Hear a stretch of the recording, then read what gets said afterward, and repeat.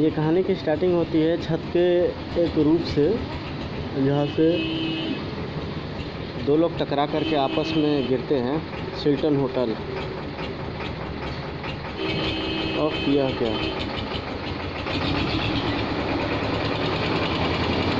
दोनों फुर्ती के साथ खड़े हो जाते हैं।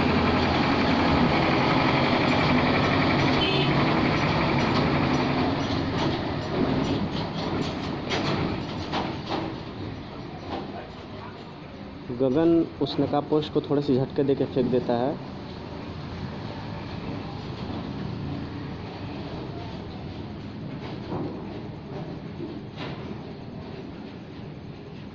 गगन उस पर फ्लाइंग किक का इस्तेमाल करता है, लेकिन उस शख्स पर कोई असर नहीं होता। गगन विद्युत की जिस तेज़ी के साथ खड़ा होता है, इससे पहले गगन कुछ दौड़ पाता, नकाबपोश का शक्तिशाली गुस्सा उसके चेहरे पर पड़ता है। धड़ाक! गगन पीछे पड़ी मेज पर फिसलता चला जाता है।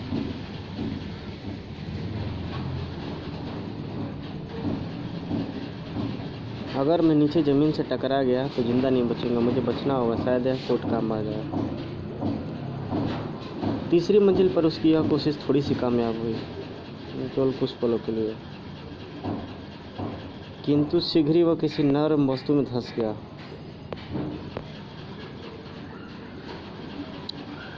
उफ, अगर यह रुई से भरा ट्रक यहाँ ना होता तो न जाने मेरा क्या हाल होता। थैंक्स गॉड निकल गया, लेकिन कानून से हाथों से कब तक बचता फिर? मैं उसे पाताल से भी ढूंढ निकालूंगा।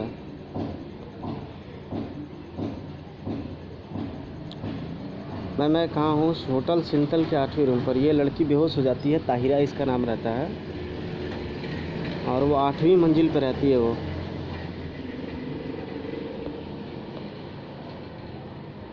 गगन, तुम ठीक हो ना? हाँ, नीली छतरी वाले ने मुझे बचा लिया, लेकिन तुम्हारी यह हालत कैसे बनी? मैंने उस नकाबपोश को रोकने की चेष्टा की जिसने तुम्हें ख़त्म कर देने में कोई कसर नहीं छोड़ी थी, लेकिन वह मुझे बेहोश करके भाग निकला। ओह गगन, मुझसे तुम कुछ छुपा रहे हो। कौन था नकाबपोश? तुम मुझसे कैसे टकरा गया? ठीक तभी वहाँ होटल का मैनेजर भी आ पहुँचा। गगन ने उसे अपना परिचय देता था। पुलिस के लिए कोई संदेश छोड़कर दोनों वहाँ से निकले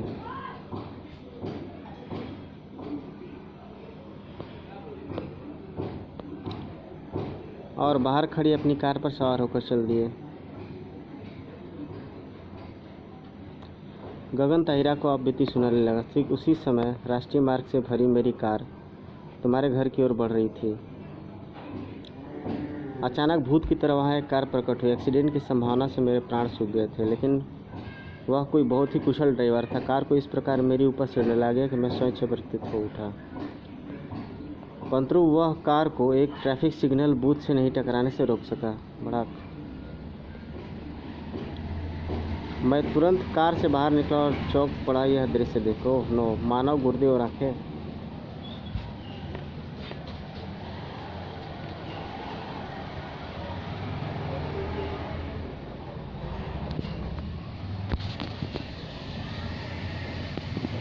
उतर करके वो ड्राइवर भागने के चक्कर में होता है, तब तक उसे गगन पकड़ लेता है, लेकिन वह उसके अनुमान से कुछ ज़्यादा ही फर्तूला निकलता है। उसकी शक्ति और फुर्ती का अनुमान हो गया और वह पूर्णतः सजग उठा। वह मेरे ऊपर कूदा। मैं स्कूटर पलट गया। फड़ाक! साथ ही हम दोनों उछल कर सामने हो गए। अब हम दोनों सामने थे। उसने धोखे से एक बार फिर मुझे हवा में उछाल फेंका। अगले पर मैं संभला, उस पर छलांग ली और धड़ाक! उसके बाद वह फिर उठ नहीं सका। मैं उसे लेकर हेडक्वार्टर के गुप्त रूम पहुंचा। और बताओ कौन है? टॉर्चर चेयर पर। वह अधिक समय तक मेरा टार्चर ना सका और तब मैंने उससे पूछा, बताओ, कार के डिग्गी में रखे मानव अंक तुम कहाँ से ला रहे थे? मैं नहीं जानता। एक व्यक्ति ने राह में यह कार मुझे सौंप दी थी, लेकिन कार लेकर मैं कहाँ जा रहा था यह मैं तुम्हें बता सकता हूँ। ठीक है, वही बताओ। Hotel Shilton, 12th floor, room number 1233। वहाँ एक नकाबपोश मुझे इस कार की डिलीवरी ले लेता और बदले में मुझे पैसे मिल जाते, लेकिन मेरी किस्मत ख़राब थी कि मैं तुमसे टकरा गया।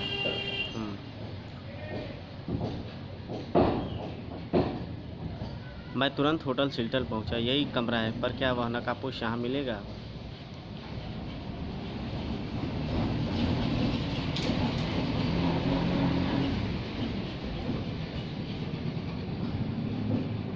मैं समझ गया कि वह भागना चाहता। मैं फुर्ती के साथ उठकर उसके पीछे लपका।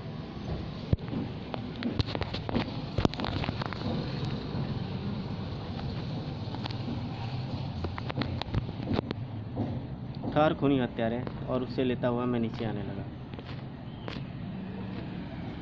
उसके बाद हम दोनों डाइनिंग हॉल की कांच पर गिरे, और फिर जो हुआ वह तुमने छिपा नहीं होगा, क्योंकि मैं समझता हूँ हमारी मुठभेड़ के समय तुम भी वहाँ मौजूद थी। हाँ वही थे, लेकिन इसका मतलब यह हुआ कि तुम उसकी सूरत देख पाने में कामयाब नहीं हो सके। नहीं, उसे मैंने पुलिस के हवाले कर दिया। पुलिस आज उसे अदालत में पेश करके पूछताछ के लिए रिमांड पर ले जाएगी। पर अभी रोजर नाम का वह ड्राइवर तुम्हारे कब्जे में है ना?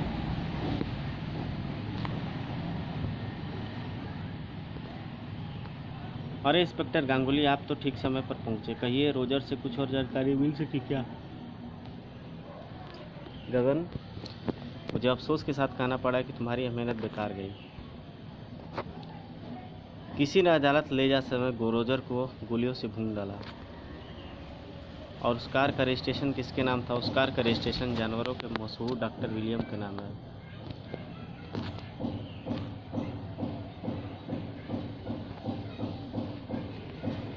उस रात जबकि बरसात अभी हो रही थी और बिजली भी रह रह कर कड़क रही थी, प्रोफेसर किशन लाल के पिछवाड़े से लगे पीपल के ऊंचे वृक्ष से एक काला साया नीचे कूदा। पिछवाड़े की ओर लगे रेन वाटर पाइपों और बेहद तेजी के साथ चढ़ने लगा। साया खिड़की तक जा पहुंचा, जो संयोग से उसके धक्का देते ही भीतर की ओर खुल गई। साया भीतर आ पहुंचा। प्रोफेसर किशन लाल के विषय में जानने के लिए पढ़े। गगन और मौत का तमाशा। गगन प्रोफेसर के साथ ही रहता है। ठीक उसी पल संपूर्ण कमरा प्रकाश से ना होता। खट, उसी क्षण उसे भयानक खतरे का आभास हो गया। गर्र, ओ माय गॉड, यह वन मनुष्य यहाँ कहाँ से आ गया? तभी गगन को समझ न पाया कि उस वन मनुष्य ने गगन पर छलांग लगा दी। अचानक हुए इस आक्रमण से गगन बौखलाकर छत पर गिर पड़ा। गर्र, परंतु शीघ्र ही संभलने के साथ गगन ने एक शक्तिशाली घूंसा वन मनुष्य के जबड़े पर जड़ दिया। धड़ाक, कई फुट हवा में उछल गया। फिर वह जब नीचे आया तो गगन ने उसे लातों पर लेकर पुनः हवा में उछले। या वन मानुस कमरे में रखे एक्वेरियम से जा टकराया और जोरदार आवाज के साथ एक्वेरियम टुकड़े टुकड़े हो गया। छनाक, गर्र, वन मानुस भयानक भाव में गुर्राता गगन पर झपटा। गर्र, अविश्वसनीय। अचानक वन मानुस छत पर लगे पंखे को उछला और पंखे पर लटक गया। सहसा ही उसके पांव की एक जबरदस्त ठोकर छत पर लगे फानुस के हुक से टकराई। छनाक, ओह माय गॉड। छनाक, ओह, छनाक, ओह, धड़ाक, आह। उसी क्षण वन मानुस पुनः उसे ऊपर आ गिरा और एक झन्नाटेदार थप्पड़ उसके गगन के गाल पर जड़े। तड़ाक, आह। थप्पड़ इतना झन्नाटेदार था कि एक पल के लिए गगन जड़ होकर के रह गया। आह, लेकिन शीघ्र ही उसने मेज की दराज से अपना रिवॉल्वर निकाल लिया। इसे जीवित पकड़ना मुश्किल है, लेकिन वन मानुस गगन से कहीं अधिक समझदार निकला। गर्र, आह, झूम, ओह, धड़ाक। तभी बाहर से दरवाज़ा खटखटाया जाने लगा। साथ ही कई आवाज़ें एक साथ बाहर से आने लगी। गगन, दरवाज़ा खोलो, गगन, दरवाज़ा खोलो। अवसर का लाभ उठाकर वन मानुस खिड़की पर चढ़कर दूसरे ओर घुप अंधेरे में जाने कहाँ गया, गायब हो गया। तत्पश्चात गगन दरवाजे की ओर बढ़ा। गगन, दरवाज़ा खोलो बेटे, गगन। और दरवाज़ा खोलते ही सामने प्रोफेसर किशन लाल अपनी बेटी रजनी के साथ नजर आया। गगन, क्या हुआ? ओह नो, यह सब क्या है गगन? हे भगवान, लगता है गगन भैया किसी दुश्मन पर प्राणघातक हमला किए हैं। रजनी गगन की मामूली बहन है। गगन, कौन था वो? आप सुनेंगे तो चौल पड़ेंगे अंकल। वह एक वन मानुस था। वन मानुस? मैंने कहा था ना कि आप उछल पड़ेंगे। और जानते हैं वह यहाँ पे क्यों आया था? मेरी हत्या करने। लेकिन भला एक वन मानुष तुम के लिए तुम हत्या जैसे शब्द का कैसे प्रयोग कर सकते हो? क्यों? जब यही हकीकत है तो उससे इनकार कैसे किया जा सकता है? यकीन करो रजनी, और आप भी अंकल, वह मुझे ख़त्म ही करने आया था। उसके लड़ाई के दांव पेच देखकर मैं दंग हो गया था। यह किसी मामूली बनमानुस का नहीं, बल्कि एक प्रशिक्षित बनमानुस का काम है। ऐसे बनमानुस का काम जो हम इंसानों की तरह सोच सकता है। अगले दिन गगन ने ताहिरा से मिलकर उस रात की घटना के विषय में बताया। मुझे तो तुम्हारी इस बात पर हैरत हो रही है कि वन मानुष किस कुशल लड़ाके के समान लड़ रहा था। सचमुच यह मेरे लिए भी कम हैरत की बात नहीं है। क्या एक वन मानुष को इस कदर प्रशिक्षित किया जा सकता है कि वह तुम्हारे हाथ में रिवॉल्वर देखकर अनुमान लगा ले कि तुम उस पर गोली चलाने वाले हो? मेरे ख्याल में कभी नहीं। तो अब हम डॉक्टर विलियम के घर चल रहे हैं। और फिर एक टैक्सी द्वारा वे डॉक्टर विलियम के बंगले पर पहुंचे। ओफ, इस वर्षा को अभी शुरू होनी थी। चली जाओ, बंगला सामने है। शुक्र है वर्षा हमें अधिक नहीं भिगो सकी। डॉक्टर ने अपने लिए बड़ी अजीब जगह चुना। क्यों ताहिरा, तुम्हारा क्या विचार है? ठीक कह रहे हो। आओ अंदर चले। चलो। गगन ने कॉल बेल बजाई। लगता है बिजली गुले नॉक करो।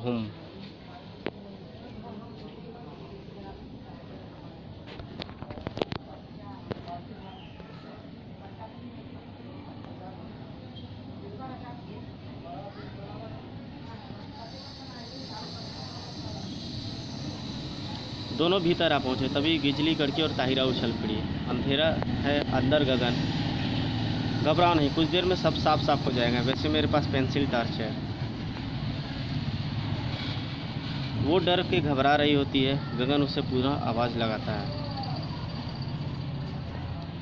इस कमरे में देखते हैं, शायद डॉक्टर साहब सो रहे हों। सभी दरवाजे खुले हैं, डॉक्टर साहब सो रहे होंगे। चलो उधर ही देखते हैं। अब टॉर्च जलानी ही पड़ेगी। उसी पल तीव्र गड़गड़ाहट के साथ बिजली कमरे और ताहिरा के ऊपर कोई वस्तु आकर के गिरी। ताहिरा के मुंह से एक चीख निकल पड़ी है। क्या हुआ? गगन ने टॉर्च की रोशनी फर्श पर डाली। म्याऊं। रोशनी देखकर बिल्ली वहां से भाग गई। यह तो बिल्ली थी, खामखा मैं डर गई। अरे, तभी खून का धब्बा देख कर के दोनों चौंक पड़ते हैं। वे इस खून के धब्बे का पीछा करते हुए आगे तक आते हैं। जो खून के धब्बे उस झाड़ियों तक जा रहे होते हैं।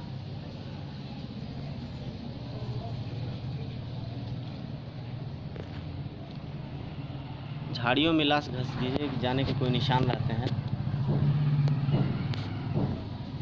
और फिर अचानक गगन और ताहिरा यमदूतों के समान नकाबपोश के सामने भाग खड़े होते हैं।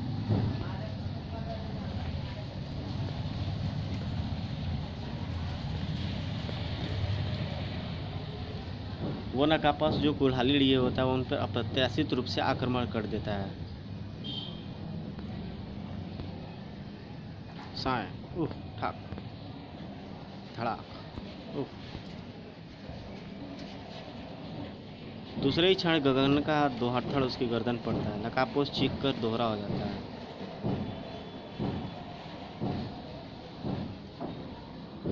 अगले पर गगन उठा करके एक लकड़ी हाथ में ले लेता है और फुर्ती से उस नकाबपोश के गर्दन पर टिका देता है।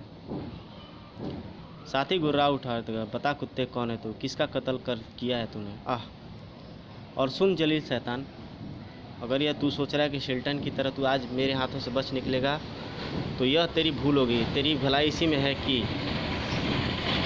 और उसका वाक्य पूरा होने से पहले नकाबपोश की ठोकर गगन के पीठ पर पड़ी। तड़ाक! ओह! यह देखते ही ताहिरा के बदन एक पल के लिए हवा में लहराया। इससे पहले कि नकाबपोश तक पहुंच पाती, नकाबपोश ने उसे बीच में ही लपक लिया और घुमाकर एक तरफ छल फेंका। ओह! उसे एक तरफ भागते देख गगन चिल्लाया। उठो ताहिरा, वह भाग रहा है, उसे पकड़ना बेहद जरूरी है। आज तुम्हें भागने नहीं दे सकता दरिंदे।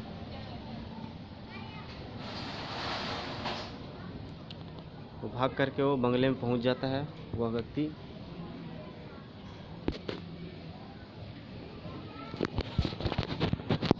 तभी बंगले के अंदर एक भयानक आकृति उस पर ताहिरा पर कूदती है।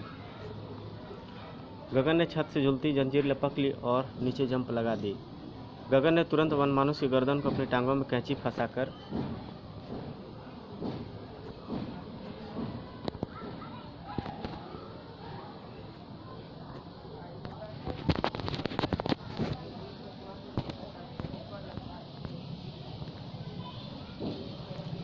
उसे तीव्र झटका दिया। यह तो गया काम से। तभी गोलियों चलने और फायर की आवाज़ आती है। फायर उस अलमारी के पीछे से मुझे रेंगते हुए उधर बढ़ना चाहिए। वह एक केमिकल से बना हुआ जार उस अलमारी की तरफ फेंक देता है और कमरे में आग लग जाती है।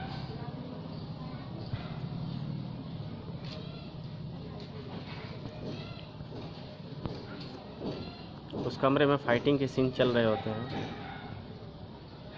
तभी वो व्यक्ति ज़मीन पर गिर जाता है और उसका नकाबपोश हटाने पर पता चलता है कि वो डॉक्टर विलियमसन रहता है और वह अपने अपराध को कबूल करता है कि यह जानवरों के सिर में इंसानों के मस्तिष्क प्रत्यारोपित कर रहा होता है। और उसमें अपने एक दोस्त प्रमोद भटनागर से वो संपर्क करता है। चंद रुपये कमाने के लिए वे दोनों एक बेहद बुरे कार्य से लड़ जाते हैं।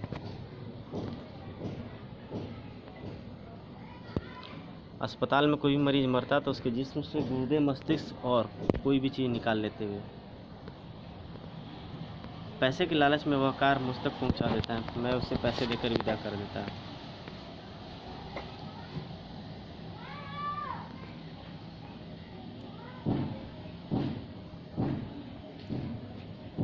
फिर और रोजर की हत्या करने के बाद इंसानी दिमाग वाले मनमानुस को मारने के लिए भेजा। आज सुबह मैं जब तुम्हारे बारे में सोच रहा था कि भटनागर मेरे पास आया और बोला, दोस्त ये काम जितना खतरनाक है उससे ज़्यादा अब मैं तुम्हारा साथ नहीं दे सकता। नहीं भटनागर, तुम ऐसा नहीं कर सकते। ऐसा रहस्य जान करके वह उसे गोली मार देता है और उसकी लाश को एक बोरी में दफना देता है। ये कहानी चल रही होती तभी गांगुली आ जाता है वहाँ पे और ये कहानी यहीं पे समाप्त होती है। दोस्तों, आपको स्टोरी कैसी लगी प्लीज़ लाइक, कमेंट, सब्सक्राइब जरूर करिएगा, शेयर भी ज़रूर करिएगा।